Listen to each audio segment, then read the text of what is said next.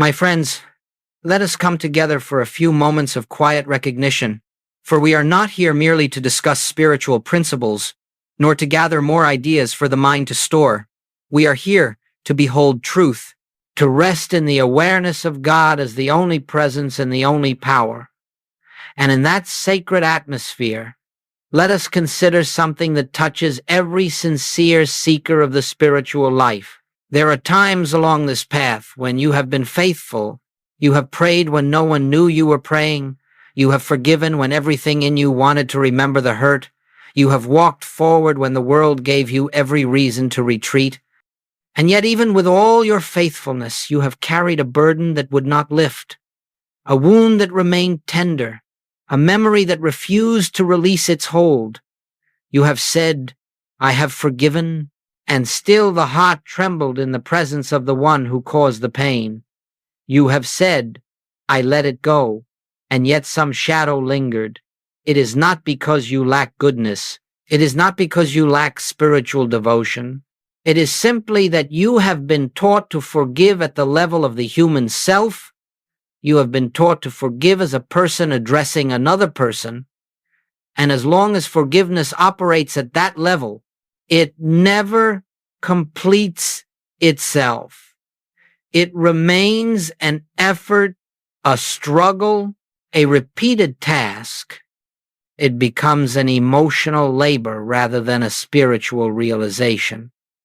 But today we are going to rise above that personal sense. We shall look beyond the tired effort of the human mind and behold what Jesus knew, what the great mystics knew, and what I have witnessed again and again in the lives of those who turned within. That true forgiveness is not a human act at all. It is the recognition that in the presence of God, in the reality of spirit, nothing has occurred that requires forgiveness. The hurt was an appearance in material sense, not an activity in divine consciousness. For a moment, rest in that. Do not analyze it. Simply allow the truth to settle gently upon your awareness. Let the heart feel what the mind cannot grasp. Because when you perceive life from the standpoint of the one who is living you, you discover that your faithfulness has never been in vain. You were not enduring hardship alone. You were being prepared for spiritual vision, for the ability to see as God sees. And so, beloved, we begin, not with strain, not with the attempt to change the past, but with a quiet willingness to behold the world through another lens, the lens of the kingdom, where only God is power, and where the shadows of the human story lose their seeming reality in the light of truth. As we move deeper into this truth, let us gently examine why so many sincere attempts at forgiveness leave us unchanged, why the wound still aches, why the memory still stirs, why the heart still tightens in the presence of the one who brought pain. It is not because forgiveness is impossible. It is because the forgiveness we have been taught belongs entirely to the realm of personal sense, and personal sense has no capacity to touch spiritual reality. When you and I attempt to forgive as persons, we are accepting a duality that does not exist in the kingdom of God. We are accepting the premise that there is a me who has been wronged and a they who have done wrong, two powers, two lives, two wills, two natures at odds with each other. The moment we accept that duality, we step out of the harmony of spiritual truth and into the conflict of human belief. And in that atmosphere, forgiveness becomes an effort, and efforts of the human mind can never reach the peace of the spirit. Observe carefully what happens inside you when you try to forgive from the level of personality. You may speak words of release. You may pray with earnestness. Yet within the heart there remains a subtle claim. This person has harmed me. Something real has occurred. Something substantial must be undone. As long as that claim is present, forgiveness cannot complete itself. because the mind is still holding the injury as real, still assigning power to the action, still seeing the offender as a separate self acting against your separate self. But, my friends, in the spiritual universe of God, this is not so. There are not two selves, one doing wrong and one being wrong. There is only one self, expressing as infinite form, only one life living itself through the many, only one presence appearing as all that is. And until consciousness rises into this recognition, forgiveness remains an endless task, something we repeat when the memory returns, something we reaffirm when the anger resurfaces. We find ourselves forgiving again and again because the illusion of separation has not yet been dissolved. The human mind believes forgiveness means loosening the grip of a painful story, but spiritual forgiveness is not the mellowing of memory. It is not a softening of resentment. It is the dissolution of the entire premise upon which resentment exists. For resentment is born only when we believe that someone other than God has power, power to wound, power to diminish, power to interrupt the harmony of our being. Let us be honest inwardly. As long as we believe a person has power over our peace, forgiveness remains a fragile achievement. It can be undone by the next memory, the next encounter, the next word. This is why personal sense forgiveness fails, because it tries to build spiritual healing on a foundation of human perception. But listen, when the foundation shifts, the entire structure changes. When you recognize that nothing and no one has authority over your life but the one presence. When you realize that the action which seemed to injure you belonged only to the realm of human ignorance, not to the realm of spirit, then forgiveness is not something you perform. It is something that happens as naturally as light dispelling darkness. And so we see that personal sense forgiveness fails, not because we lack virtue, but because we have attempted to do a spiritual work with a human tool. The human mind cannot forgive in the way the spirit forgives, because the spirit does not behold a separate self to condemn or absolve. It sees only God, only harmony, only the unbroken flow of divine life. When we rise to that vision, forgiveness ceases to be a duty and becomes a realization. There is nothing to forgive, for in the presence of God, nothing real has been violated. And now, let us come to the heart of this teaching, the point at which many recoil at first, and yet, when understood, brings the greatest liberation a human soul can ever know. It is the revelation upon which much of my work rests, the realization that dissolves burdens which years of emotional labor could not erase. It is simply this: in the presence of God, in the truth of spiritual being, there is nothing to forgive. Do not rush past this. Do not attempt to grasp it with intellect. Let it enter gently, as a whisper of the Spirit. For this is not a statement of sentiment, nor a denial of human experience. It is a recognition of spiritual reality, a reality that transcends the shifting appearances of the material sense. You see?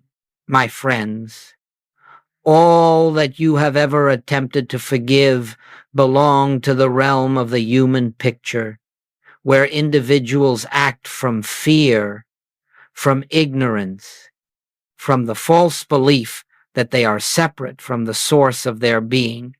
Their words, their choices, their failures arose not from an evil nature, but from a limited sense of self, from a mistaken identity. And here is the mystery. That mistaken identity is the only thing that acted, not the divine self, not the spiritual reality of the individual. Only the mask, the illusion, the dream image moved. The spirit within them never acted against you. The spirit within you was never touched. When you understand this, Forgiveness is no longer the attempt to free yourself from someone who has wronged you. It becomes the dawning realization that no one in their true identity ever wronged you at all. The part of them that acted was not the child of God, not the expression of the infinite, but the flickering shadow cast by the belief in separation. Let us take this slowly, for understanding it changes the entire landscape of your life. If God is the only presence, if God is the only power, if God is the only life, then whatever appears to injure, to offend, to disappoint, can have no spiritual substance. It exists only as a picture on the screen of human thought, and when that picture is recognized for what it is, it dissolves, not forgotten, dissolved, not suppressed, revealed as unreal. This is why Jesus could say with perfect clarity, "Forgive them, for they know not what they do." It was not a moral plea, it was a spiritual perception. He saw that the actions of human consciousness do not belong to the realm of God. He saw that their true nature remained untouched, unfallen, unmarred, and from that vision came effortless forgiveness, not as a gesture, but as a fact of spiritual sight. When you begin to see as Christ saw, you will understand what I mean. Forgiveness is not the work of making peace with the past. It is the unveiling of a truth that was always present in the kingdom of God. Nothing real was harmed, and nothing real can harm. You discover, then, that forgiveness is not an action you initiate. It is a light you behold. It is not an effort you perform. It is an awakening within you. It is not the loosening of chains. It is the realization that the chains were made of smoke and vanished the moment you reached for them. And so, when I say there is nothing to forgive, I do not ask you to ignore your memories or invalidate your feelings. I invite you instead to rise above the dream level of the experience and behold the truth. Only human illusion acted, and illusion has no power over the life of God expressing as you. When that truth dawns, forgiveness happens of its own accord. It unfolds as naturally as sunrise dissolving night. And the heart, long burdened, long suffering, suddenly stands free. Not because you forced yourself to release another, but because you have awakened to the one presence in whom no harm can exist. Let us turn now to a matter of great importance, for even after hearing that in spiritual truth, there is nothing to forgive. The mind will insist upon holding to its grievances. It will say, yes, but the pain was real. The memory is real. The injustice did happen. And it is here, in this subtle persistence, that we discover the invisible chain that binds us to the past. Understand this well. A grievance does not bind you because of what another person has done. A grievance binds you because you continue to grant reality to the appearance. You continue to feed life into an image that has no true existence. Each time you revisit the memory, each time you rehearse the story, each time you allow the emotion to rise, if you breathe fresh vitality into something that is spiritually powerless. And so it lingers, not because it is strong, but because you believe it to be so. It is not the grievance itself that holds you captive. It is your recognition of it that gives it seeming substance. You see, my friends, the mind believes that by remembering the hurt, it is protecting you. It believes that by keeping the story alive, it is preventing future injury. But spiritual truth reveals something quite different. Every time you clutch a grievance, you anchor yourself to the plane of human sense, where fear, conflict, and duality reign. You step out of the kingdom consciousness and back into the world of opposites, good and evil, right and wrong, offender and offended. This is the chain. This is the bondage. not the event, but your identification with the event. Now, listen very gently within yourself. Notice that when the memory arises, it does not arise as a present fact. It arises as an image in thought. The person is not here. The circumstance is not here. Only the mental picture is here, animated by your attention. And yet we respond to that picture as if it were happening again, as if it were a living force operating upon us. This is the illusion of separation at work, the belief that something other than God has power over our peace. But I say to you, when you recognize that the grievance is nothing more than a mental shadow without spiritual foundation, you begin to feel the chain loosen. The past loses its authority. The hurt loses its weight. The memory fades, not because the mind decides to forget, but because consciousness ceases to affirm its reality. You are not healing the past. You are awakening from the belief that the past has spiritual existence. Grievances are the residue of believing that life is happening to you from the outside world. But when you come into the awareness of the one presence, you see that life is unfolding through you from the center of divine being, not from external persons or events. And here is the miracle.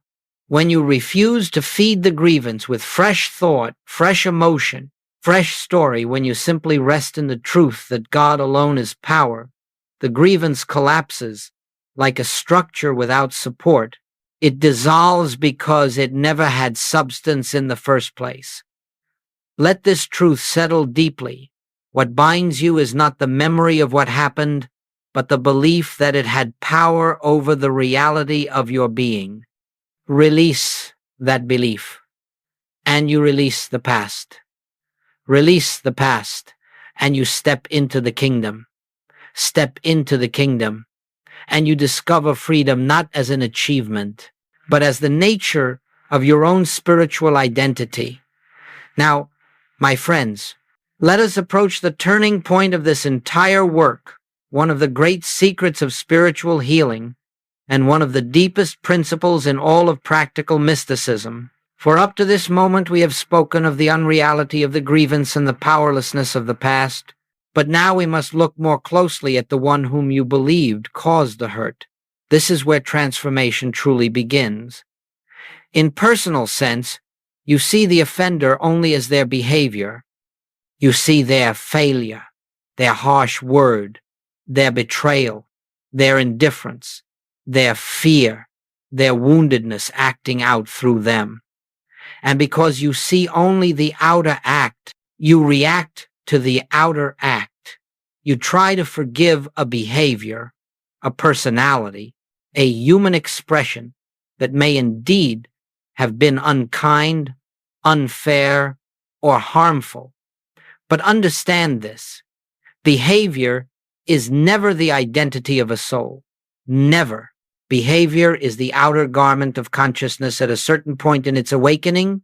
Behavior is the echo of someone living from a limited sense of themselves, unaware of the divine life that animates them. Behavior is the mask worn by a being who has forgotten who they are, and so, when you attempt to forgive the mask, you remain locked in the drama of the mask. You stay bound to the picture, to the role, to the story.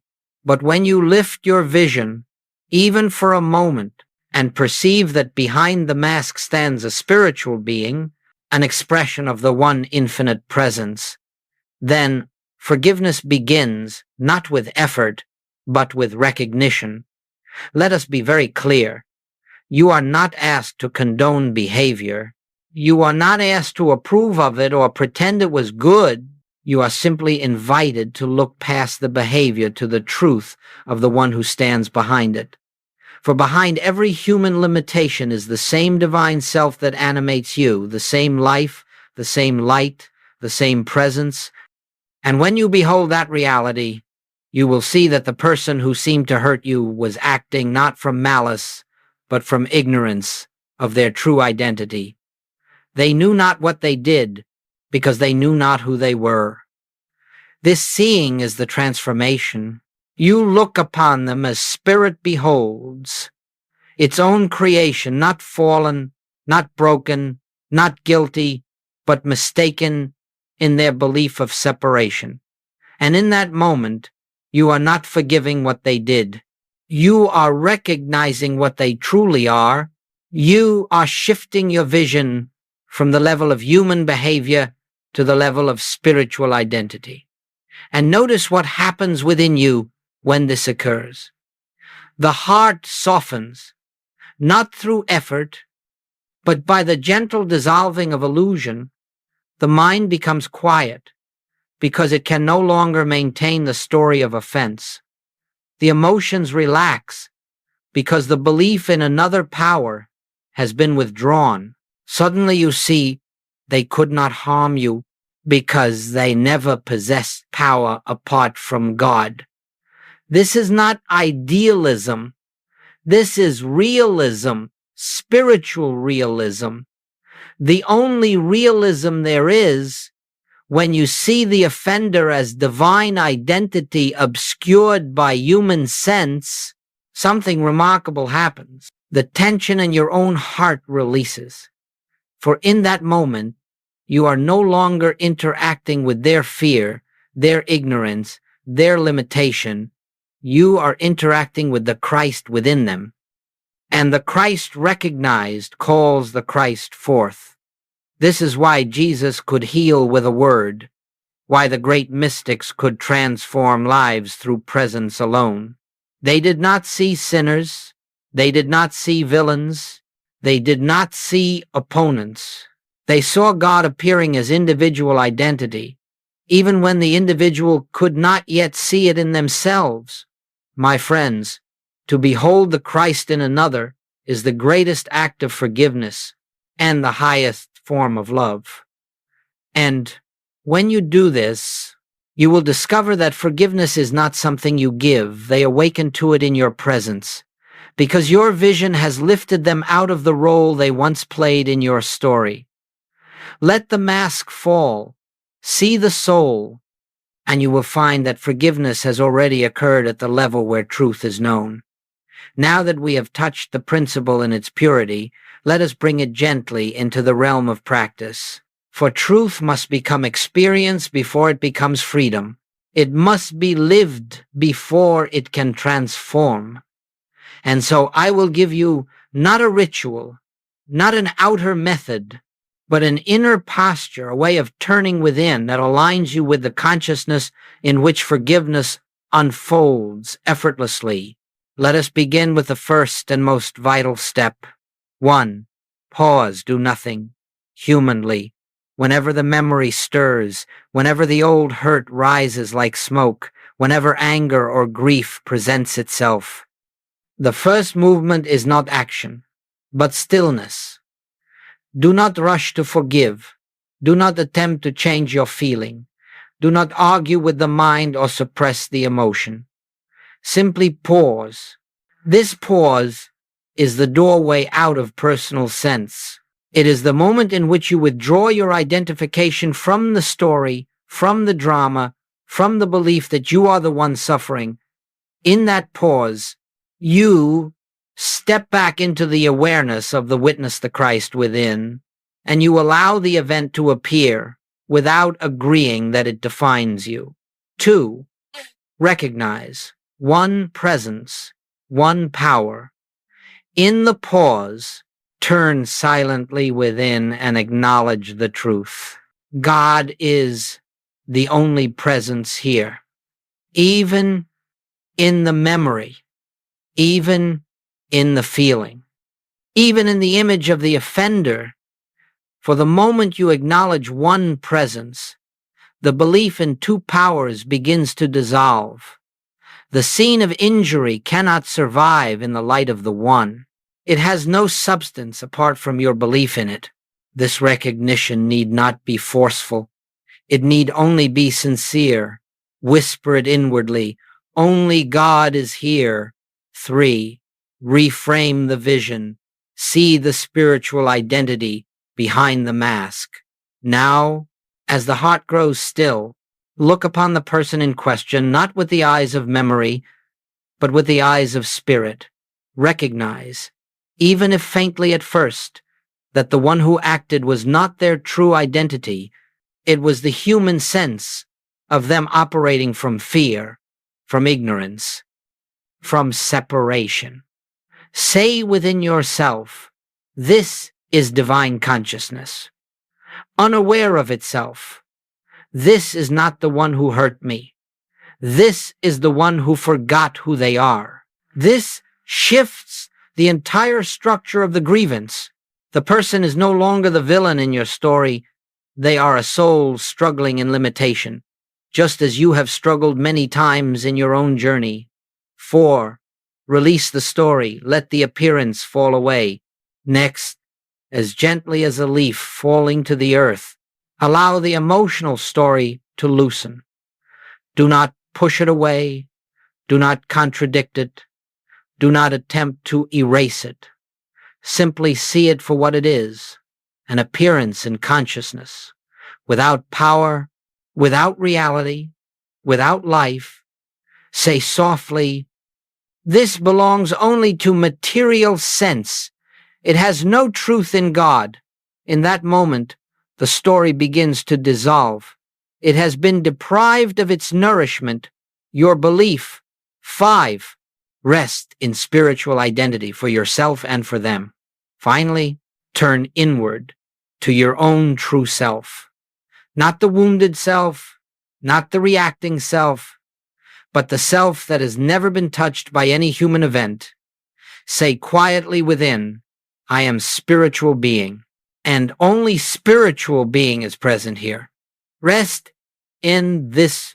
Let it wash over you. Feel the peace that comes when the burden shifts from your shoulders to the infinite. And as you rest, notice something. Forgiveness has already taken place, not because you did something, but because you ceased doing the thing that kept illusion alive. You did not forgive. You recognized. You did not release the offender. You saw the truth about them. You did not heal the wound. You awakened from the belief that you were injured. This is the practice of impersonal forgiveness. It is simple, but it is not shallow. It is profound, but it is not difficult. It is the gateway to freedom, because it returns you to the consciousness where God alone is power. Practice this gently, practice this consistently, and you will find that the heart which once felt heavy now lives in an atmosphere of quiet compassion, not because you have tried to love, but because you have realized that love is the nature of your own being. Now let us bring this truth into the living texture of human experience. For principles alone can inspire, but it is often in the quiet testimony of transformed lives that we recognize how spirit works in the ordinary events of our days.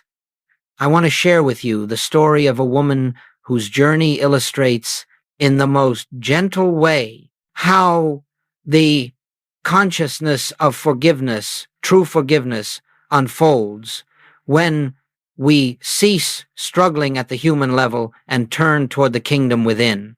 Her name was Margaret. She came to one of my classes many years ago with a heart weighed down by a grief she could scarcely carry.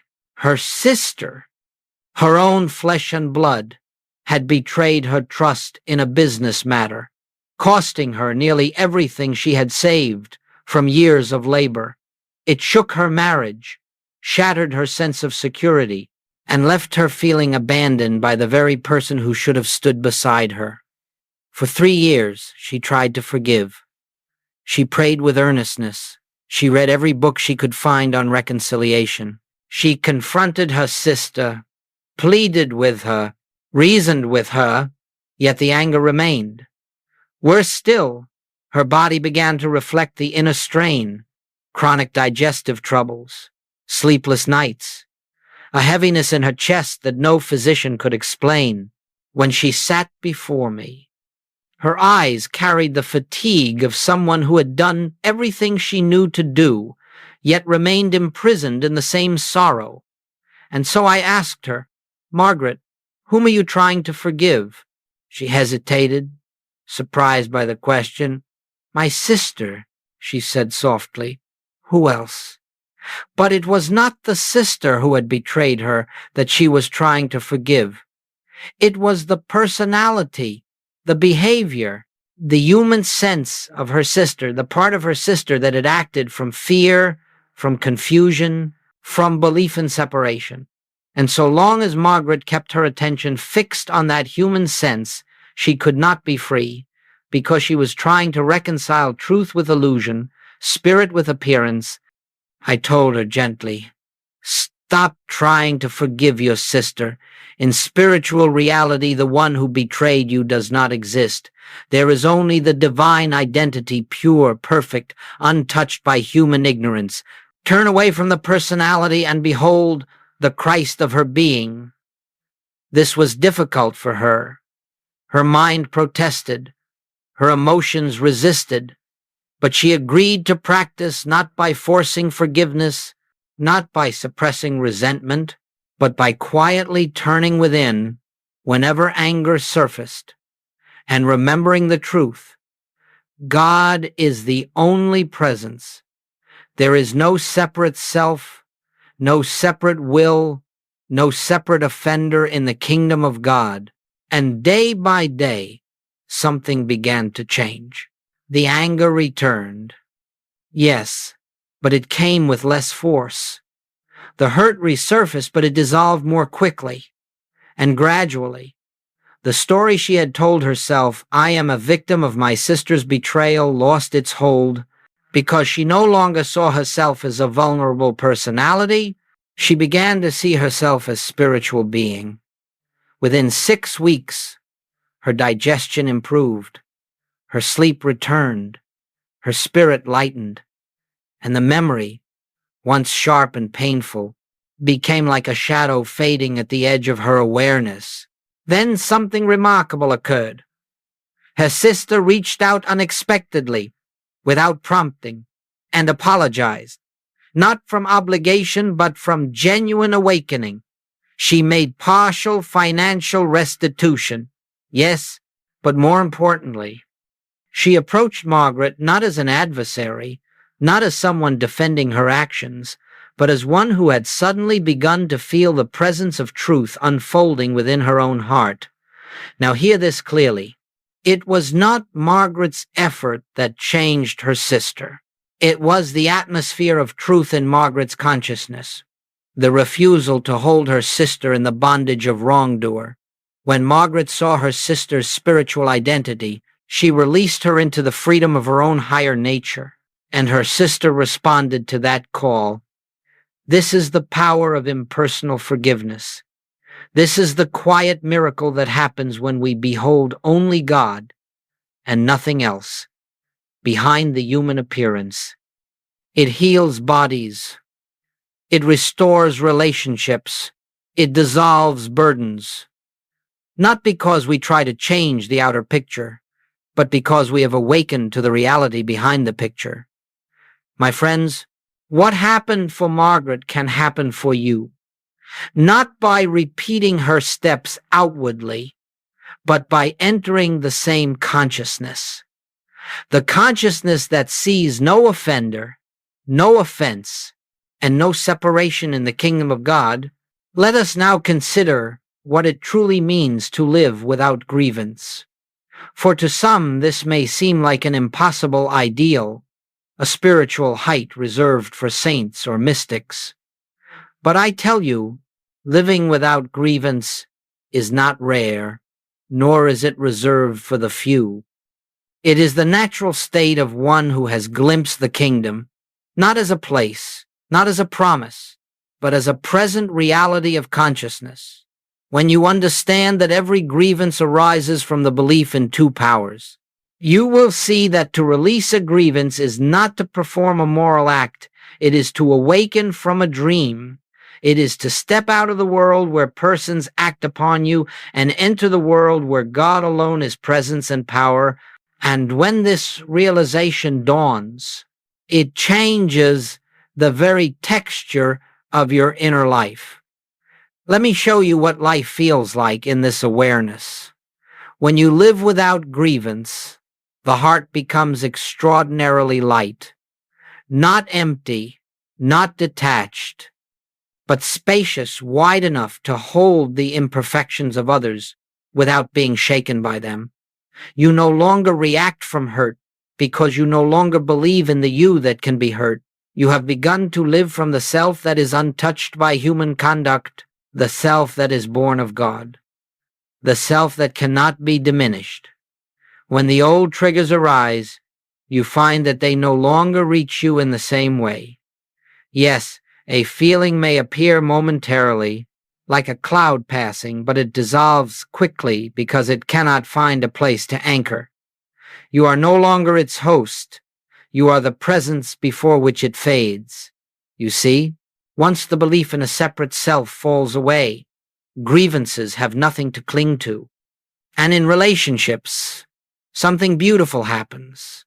People who once irritated you now appear gentler.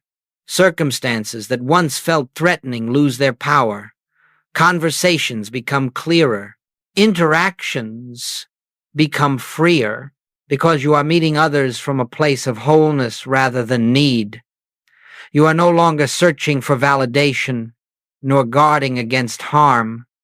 You are simply present, radiating the consciousness of truth.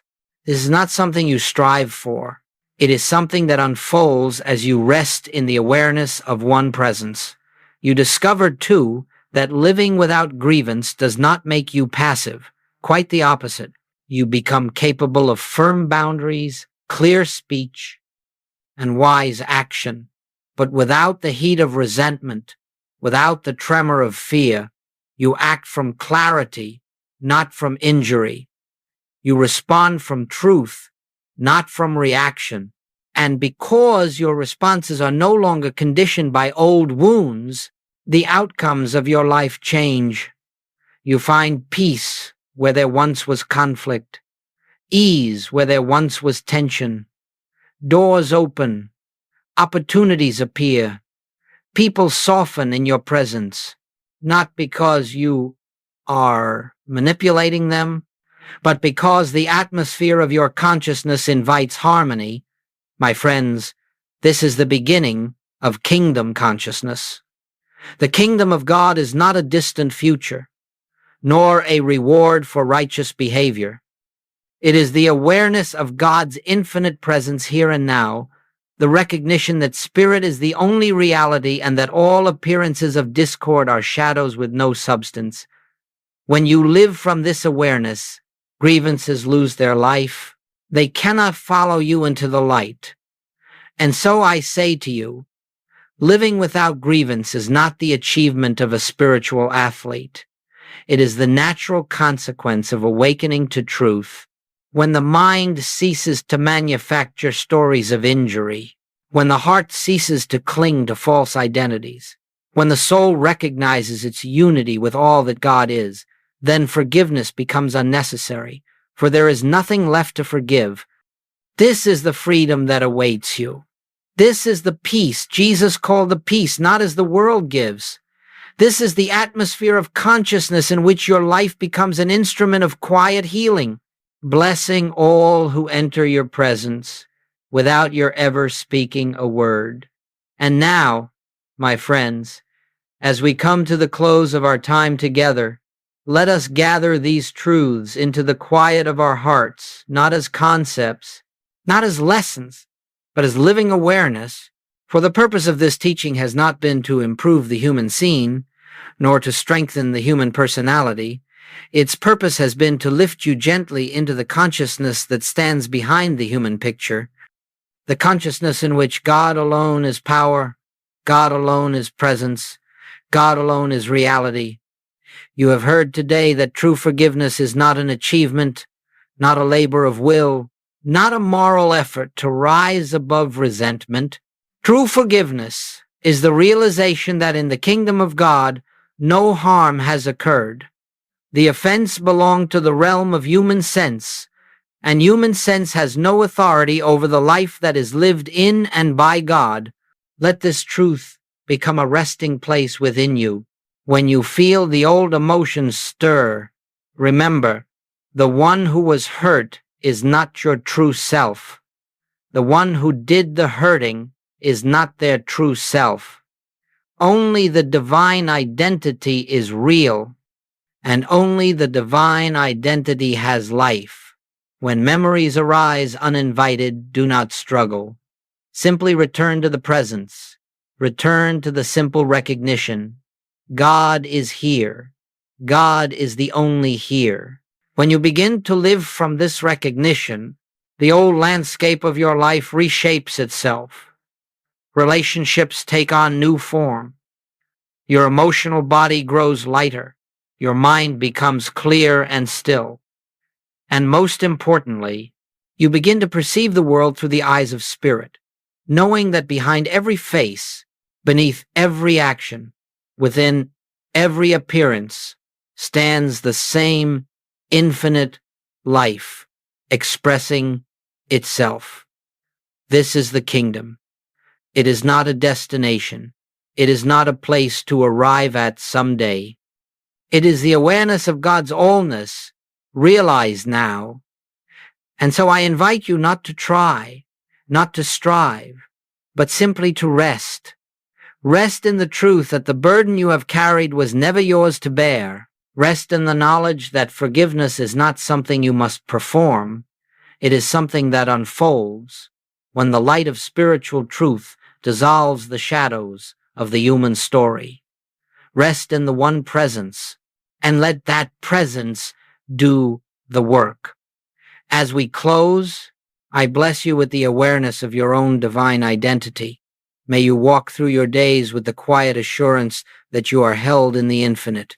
May your heart remain open to the truth that nothing can oppose God, and therefore nothing can oppose the harmony of your being. May each moment of your life become an opportunity to behold the Christ within yourself, within those you love, and even within those who once seemed to stand against you.